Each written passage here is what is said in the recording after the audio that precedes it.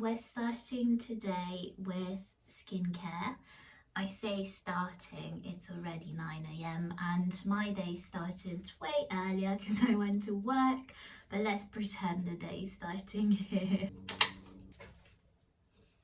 Lately, I have been doing a bit of something different with my skincare routine because usually I would use the same products morning and evening, but lately I have been alternating different products. So in the morning I use products that are a bit more mattifying because I have really oily skin, so I want to try and keep my skin matte for as long as possible during the day.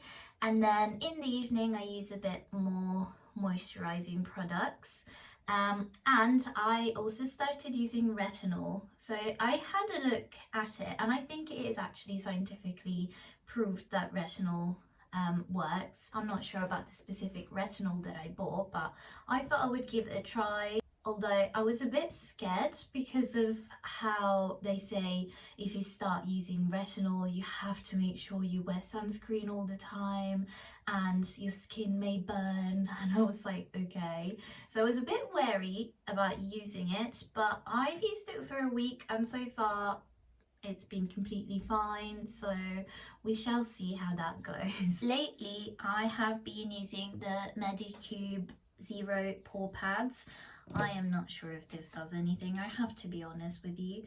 I wouldn't personally spend the money on them. Don't get me wrong, it feels good on your skin, but I am not sure that this is actually doing something. So considering the price, maybe not. One thing I've got to say though is that my skin used to be so bad compared to what it is right now. So I think it's a mix of being a bit better at drinking and consuming a bit less sugar.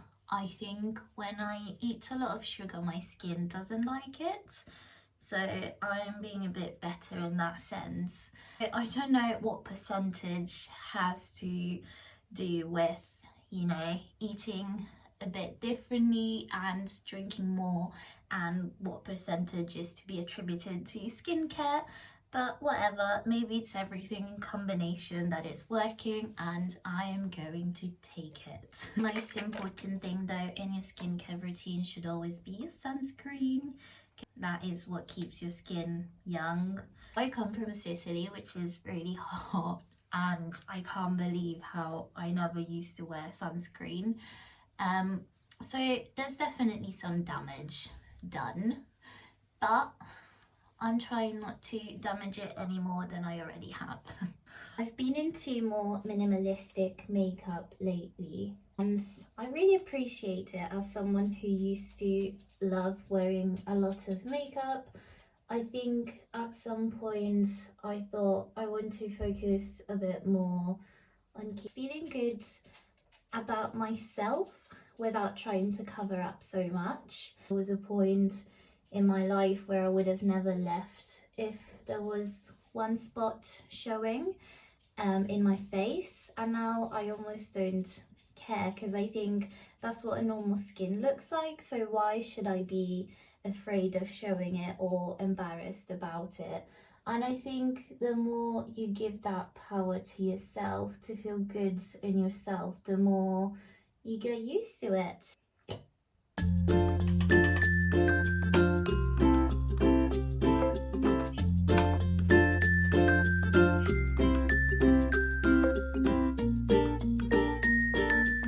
One product that I bought a while ago because I was heavily influenced by social media, and that, I'm sorry, but it's not worth getting at all, is Rhode Peptide Lip Balm. It's not that it's a bad product, but it's not the best lip balm, and you have to be the best lip balm to justify the price. So it's a big no from me. Plus it's really tiny, if you can see that. One really good alternative that I found, these are not cheap, but I use them as lip gloss and lip balm at the same time, is these from R.E.M. Beauty. It's not sticky and it actually makes your lips feel nice and refresh and moisturized. So yeah, highly recommend, and there's so many different shades. Makeup is done, and let's go to do something about this hair. Hair is fixed to the best of my abilities. I got a pixie haircut in November last year, and let me tell you, it's been a ride. Waiting for it to grow completely so that I can cut it and make it even, and that's gonna be the best time ever because it's been a real struggle to live with this hair. I mean, it's okay now, I don't mind it now. It's sort of going, it feels like a bob, but I've been through it with my hair. Hello, baby.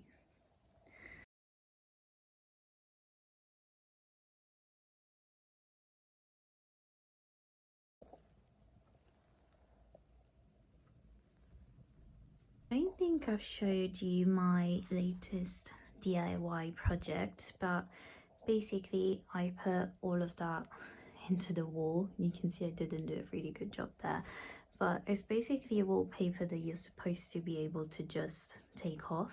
So it's just a stick on, I didn't have to add any glue. And then this is my desk area with my little chair.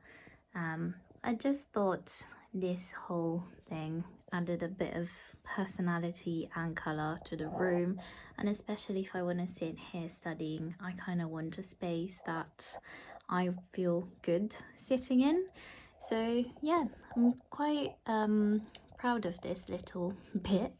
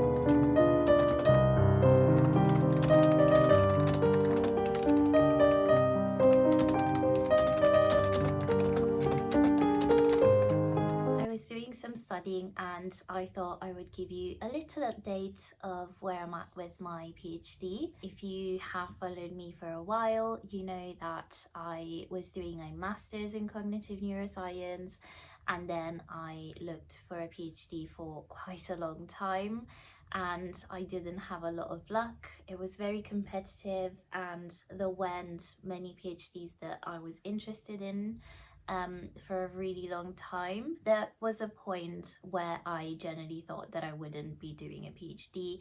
I thought that maybe I just had to leave the idea and just carry on and maybe try in a few years time or something like that. And then the PhD that I'm doing finally arrived, and I'm really happy because I generally have a big interest in this project. I will talk about it a bit more, but I am in the field of cognitive neuroscience and psychology, and we are studying OCD. I'm really grateful because it's a fully funded PhD, which means that I get paid, and I also don't have to pay the fees because the university pays them for me. So it feels extremely lucky to have all of that in place. Obviously it wasn't easy to achieve, and I've been thinking of maybe doing a video about talking about how I managed to get a PhD position, tips that I can think of on how to write your cover letter, because I think that is really important. So if that's something that you're interested in, please let me know. First impressions so far is that when I started, especially the first 2 weeks, I kept thinking, what did I do? I am not good for this, and I had major imposter syndrome. I thought I'd done something wrong. I thought I'd made the wrong choice, that I didn't belong there. I think I'm the only first year PhD student there. I haven't met anyone else who's on their first year, so everyone else is already settled. Majority of the people are on their second year or even third year, so they know exactly what they're doing. And so I felt a bit like a fish out of water, thinking, what am I doing here? And to this day, I still have a bit of imposter syndrome, I can't lie. And I think that kind of follows you throughout your whole academic journey, especially in a PhD, because the more you learn, the more you realize that you don't know much.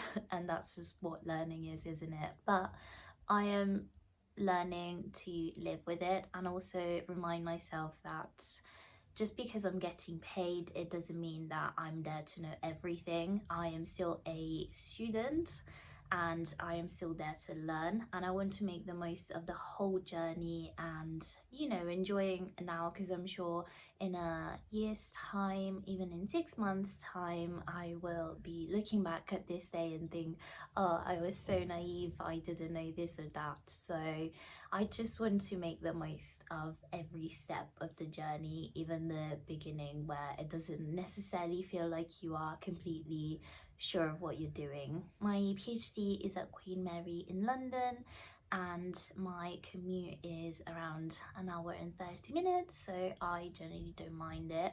It's given me a lot of flexibility, and I can work from home and do my own hours. No one's checking on me as long as I get the job done. And I have to be on campus just twice a week. That's gonna change once I start running my experiments, but for now I just need to be on campus twice a week. I am really loving it so far, and I can't wait to delve deeper, start the experiments as well, because that's the part that I liked a lot about my masters as well. So if you want to find out more about my journey, make sure to hit the subscribe button, and I will try to be more consistent with videos. I want to film a London day as well. The thing is that not many exciting things happen. It's just technical stuff and specific things that I'm doing for my PhD. But if you want to know more about that, please let me know and I'll be happy to share it with you.